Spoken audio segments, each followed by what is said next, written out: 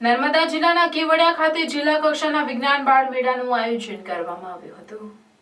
આ પ્રસંગે આમ આદમી પાર્ટીના ડેડિયાપાડાના ધારાસભ્ય ચૈતર વસાવા ઉપસ્થિત રહ્યા હતા અને તેમણે બાળકો દ્વારા રજૂ કરવામાં આવેલ કૃતિઓ નિહાળી હતી અને બાળકો સાથે વિજ્ઞાન અને ટેકનોલોજી વિશે ચર્ચા કરી હતી અને તેમને પ્રોત્સાહિત કર્યા હતા।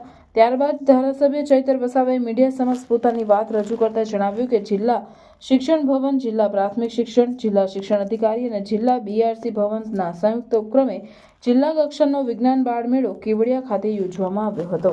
આ બાળ મેળામાં બાળ વૈજ્ઞાનિકોએ પોતાની કૃતિઓ લઈને આવ્યા હતા અને ત્યાં એમને નિહાળવા માટે અને એમને પ્રોત્સાહિત કરવા માટે અમે સૌ અહીંયા પધારેલા છીએ।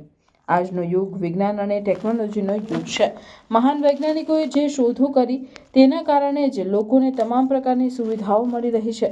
વિજ્ઞાનની કૃતિઓની સાથે સાથે ધાન્ય પાકોના વિભાગમાં આપણે જે પાકોને ભૂલી ગયા છીએ તેને કઈ રીતે ફરીથી જીવનમાં લાવવા, પ્રદૂષિત થતા વાતાવરણને અને પાણીને કઈ રીતે બચાવવા, સાથે સાથે ગણિતમાં કઈ રીતે વિદ્યાર્થીઓને સરળતાથી નવી પદ્ધતિઓ ભણાવી શકાય જેવી અનેક પ્રકારની કૃતિઓ વિદ્યાર્થીઓ લાવ્યા છે।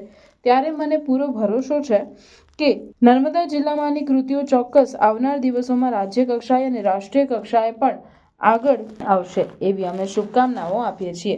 સાથે આજે જે પણ શિક્ષક મિત્રોએ આ કૃતિ તૈયાર કરવામાં વિદ્યાર્થીઓની મદદ કરી છે અને તેમને પણ શુભકામનાઓ પાઠવીએ છીએ।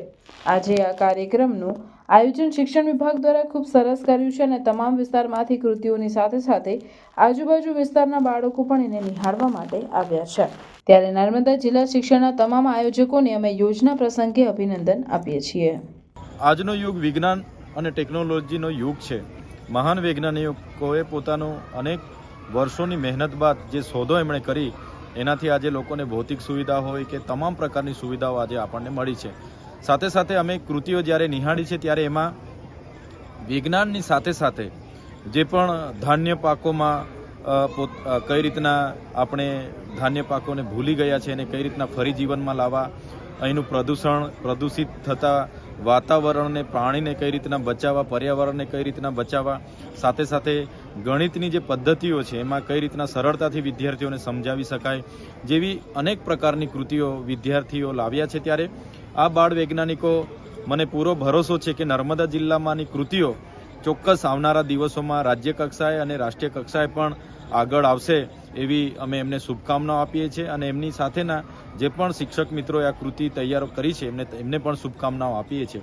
આજે આ કાર્યક્રમનું આયોજન શિક્ષણ વિભાગ દ્વારા ખૂબ સરસ કર્યું છે અને તમામ વિસ્તારમાંથી કૃતિઓની સાથે સાથે આજુબાજુ વિસ્તારના બાળકો પણ એને નિહાળવા માટે અહીંયા આવ્યા છે। ત્યારે નર્મદા જિલ્લા શિક્ષણના તમામ આયોજકોને અમે આજના પ્રસંગે અભિનંદન આપીએ છીએ।